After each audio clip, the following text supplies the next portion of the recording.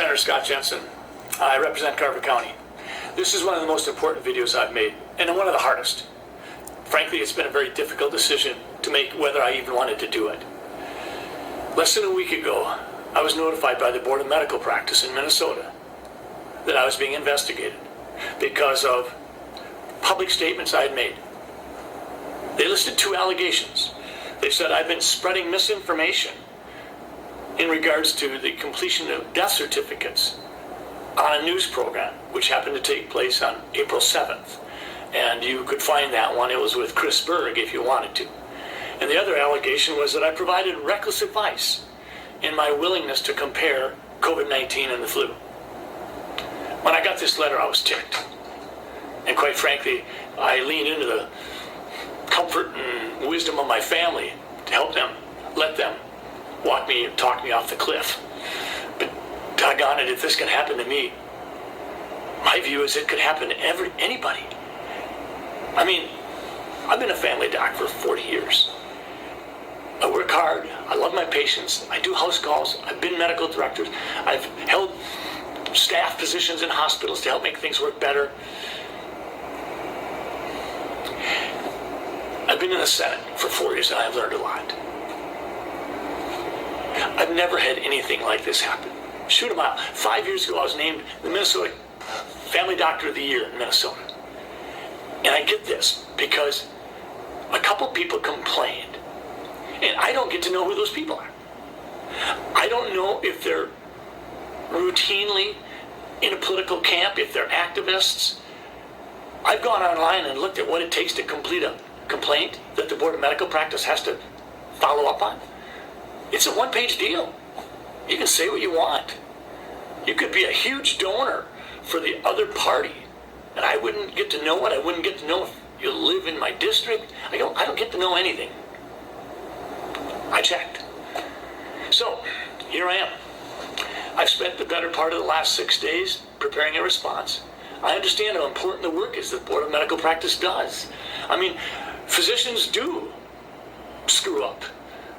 2 of the big areas where physicians mess up is inappropriate sexual behavior, inappropriate self-medicating, certainly with opiates. But this is an odd position for me to be in, and I am just stunned.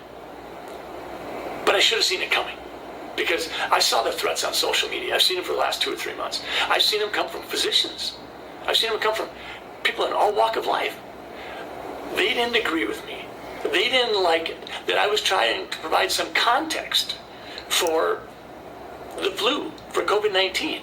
We've had some 40,000 cases of COVID-19 in Minnesota thus far. According to the Department of Health people, that might translate into 10 times that many. And if it does translate into 10 times that many, that's 350,000 cases. But in 2018, we had more than 500,000 Minnesotans with the flu. When I say that, am I recklessly giving you advice regarding COVID-19 and the flu? Dr. Anthony Fauci has come out and compared them all the time. Dr. Mike Osterholm has. In terms of the death certificates, on April 3rd, I got an email from the Department of Health that said very clearly that we should report COVID-19 on death certificates if it is assumed to have caused or contributed. Well, that's not how we do death certificates. The official ICD-10 coding for April 1st, 2020 through September 30th, 2020, during the time frame in question, says this: if the provider documents suspected, possible, probable, or inconclusive COVID-19, do not assign U07.1, which is COVID-19 disease. It says, assign a code explaining the reason for the encounter, such as fever, or a cough, or a shortness of breath. That's what the official instructions say. So I get this on April 3rd. I end up inadvertently, sort of accidentally, running it up the flagpole with Chris Berg on April 7th. And what happens? The Department of Health, a few days later, comes out with a clarification. And then a few weeks later, they come out with another clarification. And I appreciate it. Fact of the matter is, I'm proud of the Department of Health in Minnesota for saying we are not going to list non-confirmed cases as deaths in Minnesota. We are going to put an asterisk by them, and we'll follow up on those later. But that's not what Pennsylvania was doing. That's why they had to subtract 200 patients from their COVID-19 death count. Colorado did the same thing. New York went the other direction. New York said, we're having more deaths in a certain period than we normally have, so those deaths must be COVID-19. We just didn't pick them up. So never mind the testing. We're adding 3,700 to our total, and that does increase our total by 50%. So I'm in the position where I have to explain that I wasn't spreading misinformation. And I'm not being reckless when I talk about COVID-19 and influenza both being single-stranded RNA viruses that are respiratory in nature with similar symptoms and can be spread through particulate matter and aerosol transmission. I've got an 8-page document that I put together for the Board of Medical Practice, and let me be clear. They do important work, and I'm going to fully cooperate with them. I also have some 70 pages of attachments, and in the attachments, I've got the Pennsylvania Department of Health slashing their numbers by 201. I've got the Department of Health in Illinois, where one of the directors says that just because we put COVID-19 down on the death certificate as cause of death, that doesn't mean the patient died of COVID-19. She said that.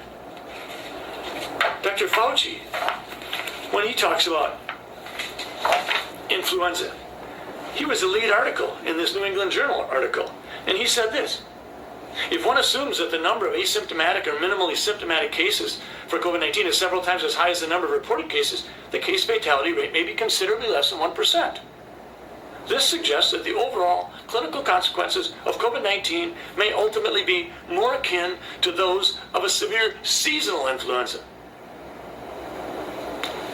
That's Dr. Fauci. And, by the way, one of the contributing authors was Dr. Robert Redfield, the head of the CDC. Dr. Osterholm is a well-regarded epidemiologist, and he was saying this in the middle of March. He said, the flu has become a pandemic more than once and it's killed millions of people. It still exists today. Unfortunately, we now have on our hands something else, but it's caused by a coronavirus, which is acting very much like influenza. Folks, do I feel targeted? Yeah, I do. Do I know who my accusers are? No, I don't get to know. Could I be disciplined by the Board of Medical Practice? Well, sure I can. There's 2 allegations they're investigating.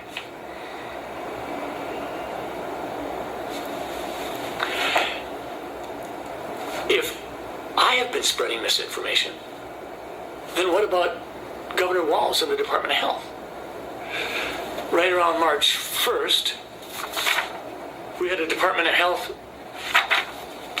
memo that talked about the purpose of, if you will, some of the measures that we'd be taking to dampen, delay, and decrease the peak, to allow the accumulation of PPE and make sure that our hospital capacities weren't being overwhelmed. In that memo, they say what the effective measures are. Cover your mouth. Don't go out if you have cough or fever. Avoid touching your face, your eyes, or mouth. Cover your mouth if you cough. Wash your hands frequently. Minimize outings. Socially distance. But what did they say were not effective measures? They said wearing masks is not effective. Taking antibiotics is not effective. A month later, Governor Walz comes out and talks about 74,000 Minnesotans dying. Later on, he went back to 29,000, and right around then, I put a different video out saying just the facts. And I said, I'm not buying 74,000 Minnesotans dying. I'm not buying 29,000. And then this one came out a month later, right around May 1st. This is a model that they're using. And it says on here, Minnesotans' model projects nearly 1,000 deaths a day in mid-July. Well, folks, that's next week. So far, we have right around 1,500, of which all but 300 of them have occurred in people in long-term care facilities, in large part because the Department of Health participated in decisions that put people with active COVID-19 disease in the nursing homes. And I'm spreading misinformation. Of course I am.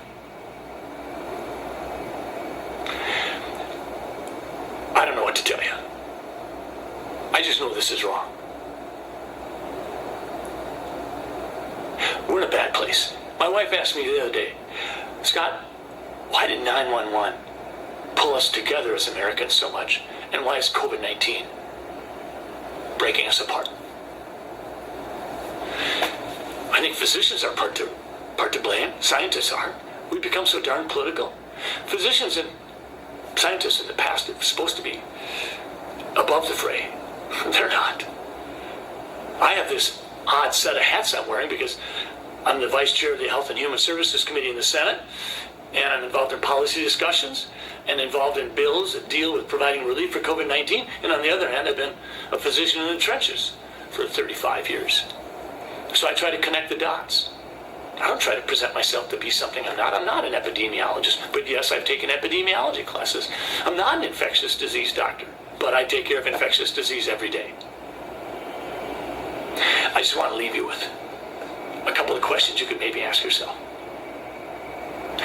Do we think it's okay for physicians to certify in death certificates that someone died of COVID-19, even if there was never a COVID-19 positive test obtained, even if there was never a COVID-19 test done, even if a COVID-19 test hadn't even been considered? And maybe the worst, even if the family had no clue that the death certificate they received for their loved one was going to say COVID-19. What do we want to be doing there? In Minnesota, I think the Department of Health is taking care of business. Those are important questions. I'm sure there are naysayers out there that think that I'm getting exactly what I deserve. Fine. If it can happen to me, I think, frankly, that it could happen to anybody. It feels ugly. It feels like some of the people that disagree with me don't want to have a conversation. I've asked many of you to have conversations, and you've not been interested. So, reckless advice regarding comparisons between COVID-19 and the flu. Spreading misinformation, because I cried foul when I received a memorandum from the Department of Health on April 3rd, which directed me to a CDC link, which says clearly that you could have a patient suffering from other medical problems, wheelchair bound, severe stroke within the preceding year or two, no COVID-19 test ever done or ordered, and when that patient dies of pneumonia, it's a COVID-19 death. I cried foul. And I'm grateful that the Department of Health, a week later, tried to clarify things, and a month later clarified it further. But I'll say it again. The official people who write the coding Bible in this country said, if the provider documents suspected, possible, probable, or inconclusive, do not assign COVID-19. Thanks for listening. We better all stay engaged.